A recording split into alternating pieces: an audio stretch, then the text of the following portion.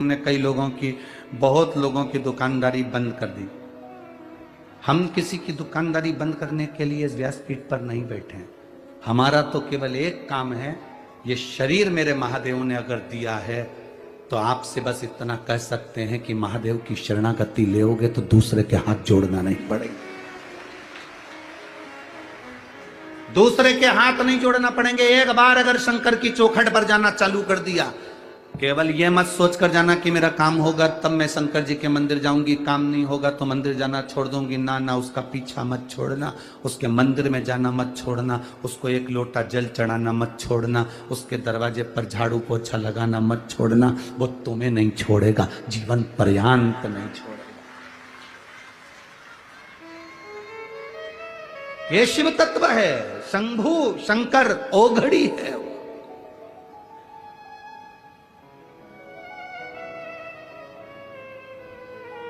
आप में से कितनी माताएं बैठी हैं, तुम्हारे यहाँ कोई काम करने वाला माँ आती हो और वो रो रो कर पोछा लगा रही हो तो तुम्हारे दिल नहीं पसीजता होगा? अरे बोलो तो जम के जरा। कोई रो रो के बर्तन मांज रहा हो, तुम्हारा दिल नहीं पसीजेगा? कोई रो रो के कपड़ा धो रहा हो, तुम्हारे घर के बच्चों को संभाल रही है, रो रो के खूब दुखी है, खूब दुखी, तो घर की जो सेठानी होती है वो पूछ लेती है, आई इधर आओ जरा, आई इधर आओ, क्यों रो रही हो, क्या हो गया? आज मेरी बहू से झगड़ा हो गया, उसने मुझे रोटी नहीं दी है, आज मैं बड़ी दुखी हूँ। सेठानी कहती है, तुम काम छोड़ो पहले, लो मैं प्लेट में खाना देती हूँ, ले खाओ। आई, रोना नहीं, जीवन तो चलता रहता है। सेठानी को दुख होगा, उसके घर की बर्तन वाली, काम वाली, पोछे वाली अगर कोई दुखी है तो सेठानी को दुख होता है। इस मृत्यु लोक में रहने वाला कोई मनुष्य दुखी है तो मेरे महादेव को दुख होता है। मेरा महादेव दुखी होता है। और महादेव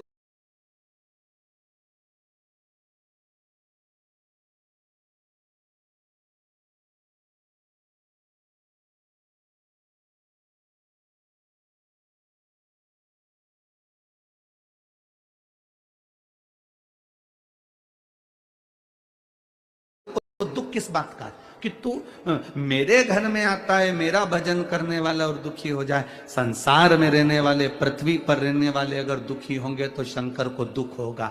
तो किसी को कोई फर्क नहीं पड़ेगा, पर शिव जी को दुख होगा कि मेरी पृथ्वी पर रह रहा है। ब्रह्मा ब्रह्म लोक में रहते हैं, भगवान विष्णु बैकुंठ लोक में रहते हैं, इंद्र इंद्र लोक में रहते हैं, देवता देवलोक में रहते हैं, पितर पितर लोक में रहते हैं, पर शंकर भगवान मृत्यु लोक में रहते हैं, पृथ्वी पर। सबसे ज्यादा दुख उनको होता है कि तुम इधर उधर क्यों भटक रहे हो। अगर तुम्हें दुख आया है ना तो तुम एक बार मेरे पास आओ तो सही, तुम मेरे पास आकर बोलो तो। देखो, कई लोग कहते हैं कि भगवान को क्या बोलना पड़ता है?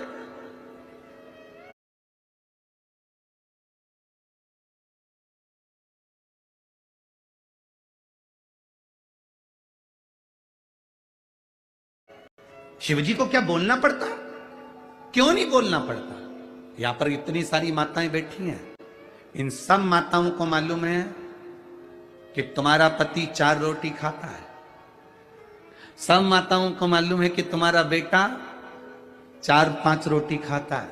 इसमें से कितनी माताएं ऐसी बैठी हैं, शायद ही कोई माता ऐसी होगी जो पति 4 रोटी खाता होगा तो एक साथ 4 धर के दे देती होगी। बेटा 4 रोटी 6 रोटी खाता हो तो एक साथ 6 रोटी रख के दे देती होगी। कोई मां नहीं देती, कोई पत्नी नहीं देती।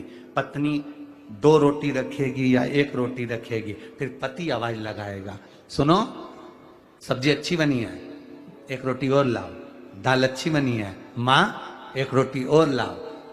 पति आवाज लगा रहा है कि 1 रोटी और लाओ, तो पत्नी प्रसन्न हो रही है, इन्होंने मुझसे रोटी मांग कर खाई।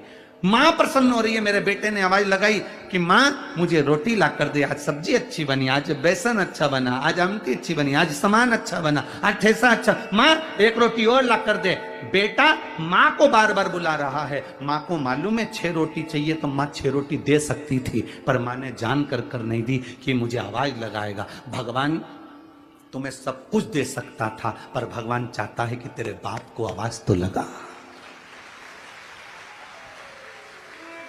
सब कुछ देने की सामर्थ्यता परमात्मा में है, सब कुछ प्रदान करने की सामर्थ्यता भोलेनाथ में है, सब कुछ लुटाने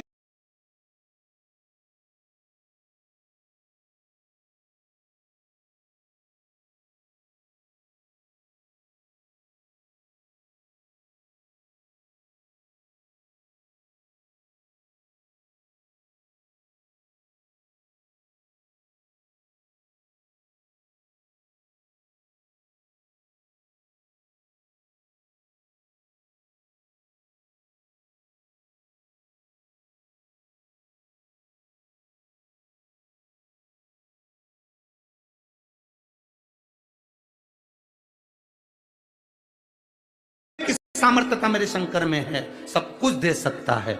पर भोलेनाथ कहते हैं मैं बाप हूं और बेटा जब बड़ा हो जाता है, नौकरी करने लगता है और नौकरी के बाद भी पापा से कहता है पापा मुझे लैपटॉप लेना है, पापा खुश होते हैं कि ये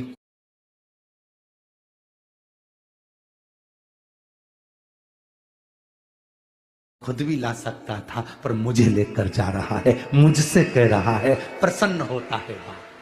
बाप की प्रसन्नता। पैसा किसका? बेटे का। सामान किसका? बेटे का। पर बाप से कह रहा है पापा मुझे लैपटॉप लेना, पापा मुझे गाड़ी लेना, पापा मुझे ये सामान लेना है। ला सकता है, सब कुछ ला सकता है, पर बोला क्यों है? क्योंकि उसको महान बनाना।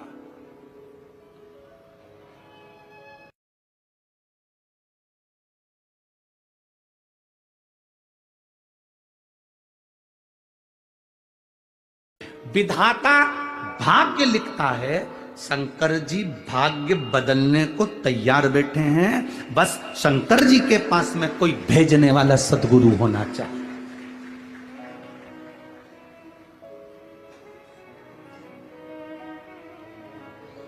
आज लोग हमसे कहते हैं गुरुजी तुमने कई लोगों की, बहुत लोगों की दुकानदारी बंद कर दी।